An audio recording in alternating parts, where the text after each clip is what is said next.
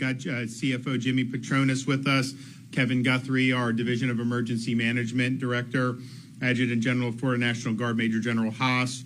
We have Columbia County Emergency Management Director Shane Morgan, Sheriff Mark Hunter from Columbia County, and Representative Chuck Brannon. This storm is going to impact inland counties, and particularly in northern Florida, you are going to see significant impacts. You know, the contours of that will obviously be determined by the exact path of the storm. But I think you're doing the right thing to be prepared. So we're talking about counties like Columbia. We're talking about counties like Hamilton, Madison. All those counties are going to be affected by Hurricane Idalia. We are monitoring some of these computer models. You may see the National Hurricane Center update the track in either 2 o'clock or the 5 o'clock advisory. There are models suggesting that this is going to take more of a westward shift that could bring it into areas like Jefferson and Leon and Wakulla area even. And people have known that this is a possibility, and I know all those counties are making preparations, but that is something to look out for. There's still a range of uncertainty here. They're going to be updating this track as the day goes on, and we will have probably better resolution on that as we get to the 2 or the 5 o'clock advisory. But that is a possibility. We've been in contact with all the local officials in all these areas, and I know people have been making preparations. So continue to do that. The state is already starting to feel some effects of this in the southern part of the state. You're going to start to feel some effects of it in the northern part of the state, probably later tonight, the beginning of tomorrow morning. We have expanded our executive order this morning. We now have 49 counties total. We've added Brevard, Orange, and Osceola counties, and so pretty much that top of the state all the way into central Florida. Maybe excluding some of the farther western panhandle counties, but there's a huge number of counties that are going to feel impacts from this, and we want to make sure they're able to do what they need to do. We're proud of all the staging that's been done, particularly for power restoration. We're now at over 25,000 linemen as of this morning. That is going to be over 30,000, approaching 40,000 by the end of today, and the goal is when the power, and you are going to lose power if you're in the path of this storm, you should assume that that's going to happen. And the goal is going to be rapid restoration of power. Some of the parts where this storm is projected to go are a lot of trees. There's going to be a lot of branches, a lot of trees. There's going to be a lot of power lines down. Just expect that. There's a lot of manpower that's going to go to address it, but it's definitely going to be something that is going to require a lot of manpower and a lot of attention. So power restoration is something that is very, very important, and we want to thank all the utilities that have marshaled. We've got people coming from southeastern states. We've got people coming from Nebraska coming to Florida to be ready to go to restore power here in the state of Florida, and we think that's important.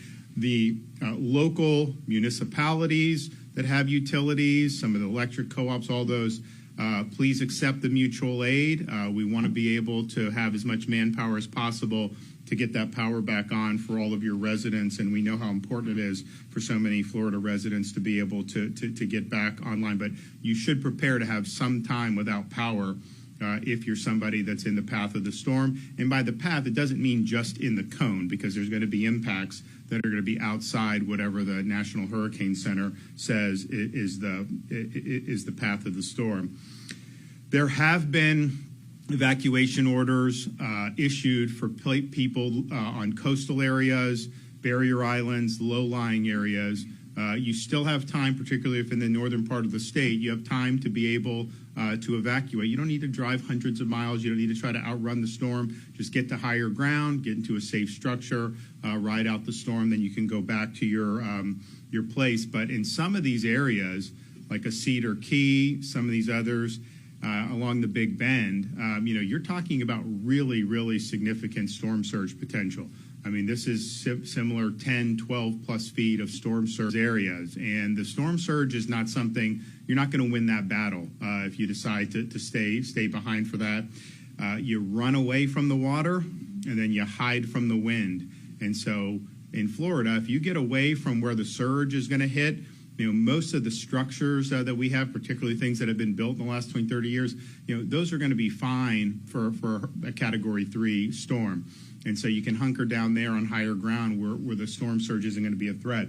But if you're putting yourself, if you're hunkering down in an area that could get hit by 10, 12 feet of storm surge, that is a life-threatening situation. And we saw that with Hurricane Ian, just how massive the storm surge was. So you are going to see parts of the coast, probably in the Big Bend area, that is going to have really significant storm surge. We actually anticipate the National Hurricane Center for the storm surge, particularly in the Big Bend from where it was this morning. So please be advised, you've got time. You've got the ability to do. I know all these counties have opened up shelters. You can go stay with friends, family. I know there's deals on hotels. You still have time to do that if you're in this Big Bend area, but time is running out very, very rapidly. We are working with counties to make sure they have the resources they need to be able to help their residents weather this hurricane. We've had more than 450 active missions.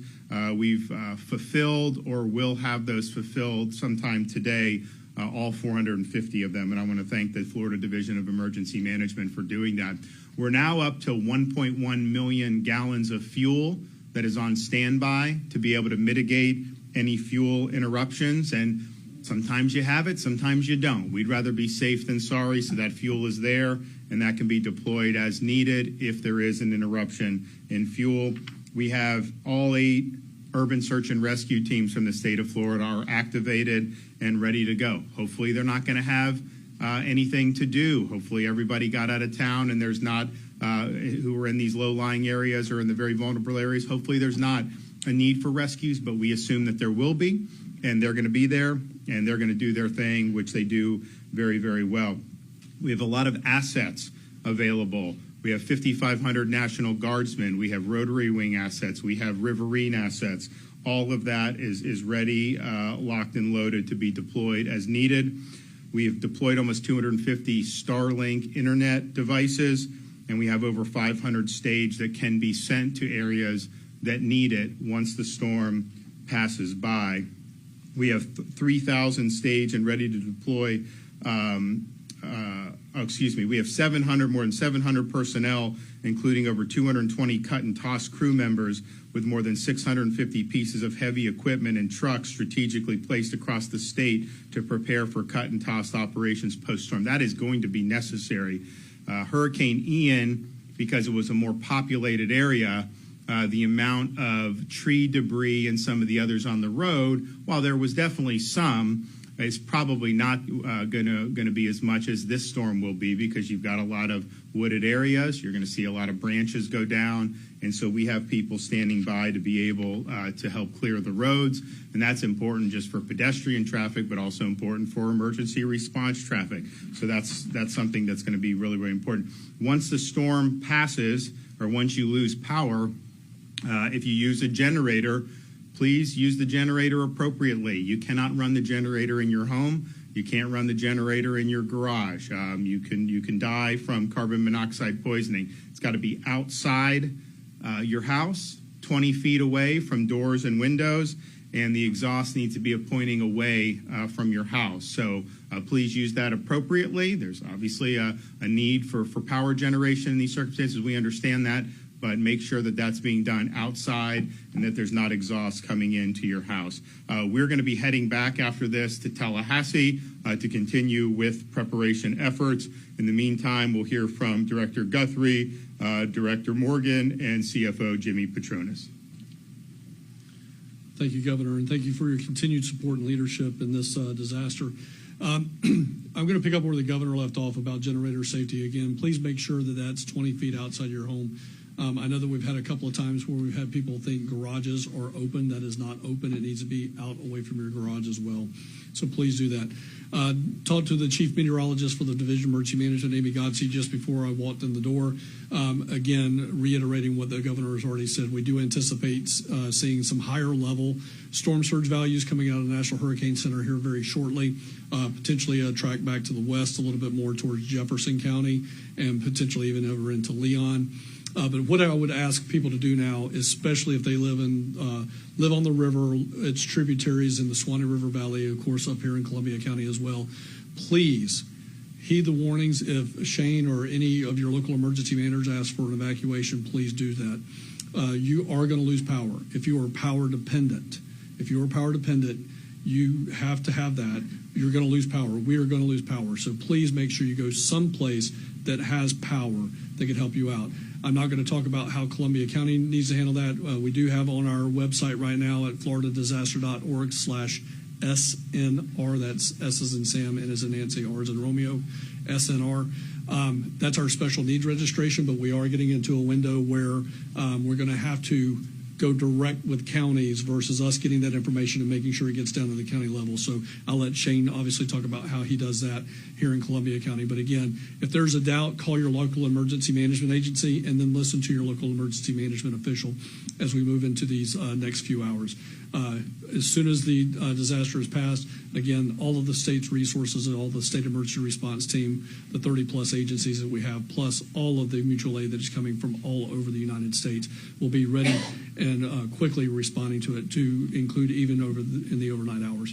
So please stay safe. Please heed the evacuation warnings. Thank you so much, Governor, for all you do for us. Okay, Shane.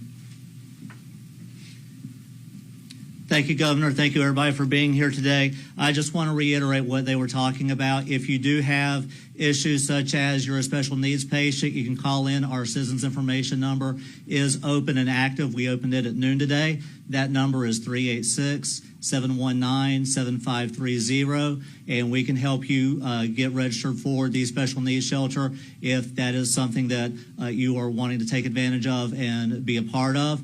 The shelters will open at 6 o'clock. We have 5. We have the one special needs shelter, which will be Westside Elementary School. Then we have some community centers. We have the Richland Community Center that will be open, the Winfield Community Center, and also the Westside Community Center. And we will have Fort White High School open on the south end of the county as well. But thank you all for the support from all the agencies here in the room, the support I'm getting from the Division of Emergency Management already, just 2 days basically into this event. But everybody, please heed the warnings, stay safe, and we're preparing for the worst but hoping for the best. Thank you, everybody. Okay, Jimmy Petronas. Yeah. Thank you, Governor. Thank you, Kevin. Kevin Guthrie, I was talking to him in the car. He hadn't even had a honeymoon yet. So thank you for your dedication to the citizens of the state of Florida. Look, just as we saw with Hurricane Michael and Hurricane Ian, these storms can be unpredictable. They can change at the last minute. The storm surge that the governor and Kevin have alluded to, you can't run from water. You can't. You just it's too dangerous. There's no structure that can survive the type of surge a storm like this can put out. So the life-threatening surge is something that I really want to just heed on and listen to the evacuation orders by your local officials. As we get into the recovery, you're going to have predators that are going to pre-stage outside those affected areas. And I'm telling you, Mark Hunter and his folks do an amazing job of keeping you safe. But these folks are going to approach you at your doorstep, and they're going to offer to remove trees off your house. They're going to offer to provide you services before the storm and after the storm. I'm just going to let you know, if you feel comfortable giving a total stranger cash at your doorstep, you might as well be setting it on fire, because that's what you're doing. You're not going to be able to get any restitution, any reimbursement back from your insurance company with those type of transactions. Just understand, people that come out immediately after the storm, a lot of times are not of the best intentions. They are going to seize that opportunity to take advantage of you because you're vulnerable. Whatever you do, do not sign anything. You're going to have folks that are going to want to provide services to you, and they're going to say, just sign this document. You may be signing a contract that now is obligating you to services where they're going to charge you whatever they want. So understand, signing something immediately after the storm, you need to get your facts straight, make sure you understand what your rights are. If you have damage, you want to call my office at 1-877-MY-FLCFO, your insurance agent, or your carrier. As long as that's the first call you make with damages to one of those 3 numbers, you're not going to be taken advantage of. I can promise you that. What you've got after the storm is a need to get those assistance dollars out. We will be setting up villages all over those affected areas and helping people get that rapid dollar in their hand. But I just don't want anybody to come in between you and your dollars that you're owed from the insurance company. You still got time right now. Take out, we're a smartphone society. Get your phone and go walk around the outside of your house. Shoot a video of your house, the fact that the house looks good, that there's no trees leaning on it, there's no broken windows. And then inside your house, take pictures of everything. Take pictures of your wall coverage, your floor coverage, what's on your bookshelves. Because now what's going to happen, if you do have damage, your insurance company's going to say, all right, what was damaged? You're not going to remember, but if you have those photos, you can reflect on those photos and make that inventory to file your claim. You'll also have that photographic evidence on the outside of your house that shows this is what my house looked like on Tuesday. It was hit on Wednesday, and on Thursday, you've got this really cut and dry photo evidence of what the house looks like. When you give it to the insurance adjuster, they can show and prove that the damage was caused by the storm. All that's just going to streamline the claims process and make it that much easier to ascertain what damage was caused by the storm and what is truly the liability of the insurance company to pay you off. So again, understand all of that. Look, we're going to have our fraud teams out there. The sheriff and his teams are going to be working around the clock to keep you safe. But please, use some common sense. If it's too good to be true, it usually is. And when you see one, thank a lineman. Oh, lineman. I told people earlier today, not all heroes wear capes. Our linemen wear hard hats. And with the efforts with FP&L, with Duke, our municipalities, our co-ops, all working together collectively, please understand you make their jobs a lot easier when you listen to what our elected officials tell you to do. Downlines are going to happen. Trees are going to fall, just like the governor said. And you know what? Sometimes it's going to create an event that you can avoid. Please use some common sense and heed those warnings. Governor, thank you for your leadership. Understanding we're going to have urban search and rescue teams from all over the United States staged to hit the road immediately afterwards, and they're going to be going door to door to check on the life and safety needs of those that didn't heed the warnings. I would much rather, like the governor said, I would much rather them not have anything to do other than check the box that there was nobody in the house. So please, thank you for being so cooperative and understanding. We live in paradise. Sometimes Mother Nature likes to show up and give us a haymaker or two, but I promise you we'll get through all this together. Thank you, sir. Great.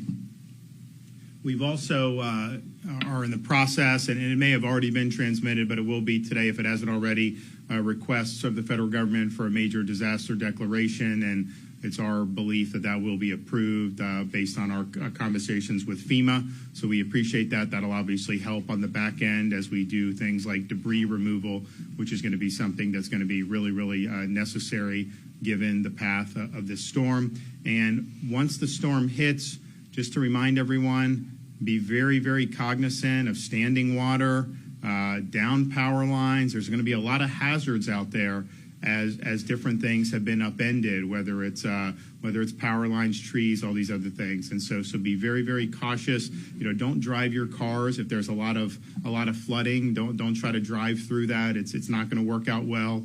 For people that live in some of the barrier islands or the coastal areas that can be subjected to a lot of storm surge, these electric vehicles, when they get saltwater intrusion, can catch on fire, and those are very difficult fires to put out. So just be cognizant that we actually had examples of homes withstanding major storm surge during Ian, but then the EV caught on fire and burned the house down. So be wary of that. And it is not just like a normal fire. It's very difficult to put those out. So you still have some time, particularly if you're in the northern part of the state. But by this time tomorrow, this thing will have hit us, and that is going to happen. That's a certainty. Precisely where that eyeball goes in, I think there's still some uncertainty. We know the general possibilities, but it is going to hit and it is going to do damage. So take care of yourself, take care of your family, heed the warnings from your local officials, and you've got a lot of people that are staged and ready to go, from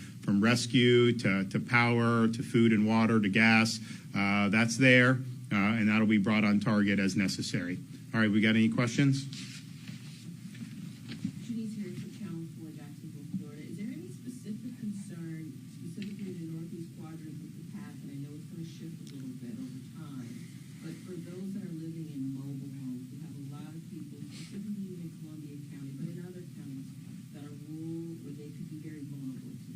Well, I think so. That'll be decided on a county-by-county basis. There have been a number of counties that have issued evacuation orders, directives for mobile homes. And particularly as you look in the Big Bend and those coastal counties, there's a lot of mobile home communities, and you're going to end up being hit with a Category 3 storm, and so they have been directed to do. As you get further away from landfall, those are decisions that counties will make. I will say this, I was surprised at how resilient some of the mobile homes were during Ian. There was obviously damage, don't get me wrong, but you actually had some of the newer mobile homes that handled it decent for how strong that was. So I think that's something that the counties are going to have to make a judgment on, and then individuals will have to make a judgment on. But clearly, if you end up with tropical storm force winds in Northeast Florida or even a Cat 1, there are some of the newer manufactured housing that would be able to likely withstand that. How you do when you start getting into a major hurricane, that may be something different. So I think it's just people should just listen to their local county emergency managers and heed the warnings that were there. But there have been a number of directives issued in the Big Bend region for people in mobile homes to evacuate to shelters, friends' houses, hotels, and et cetera. All right, well, we'll have more updates later tonight from the EOC in Tallahassee. Thanks, everybody.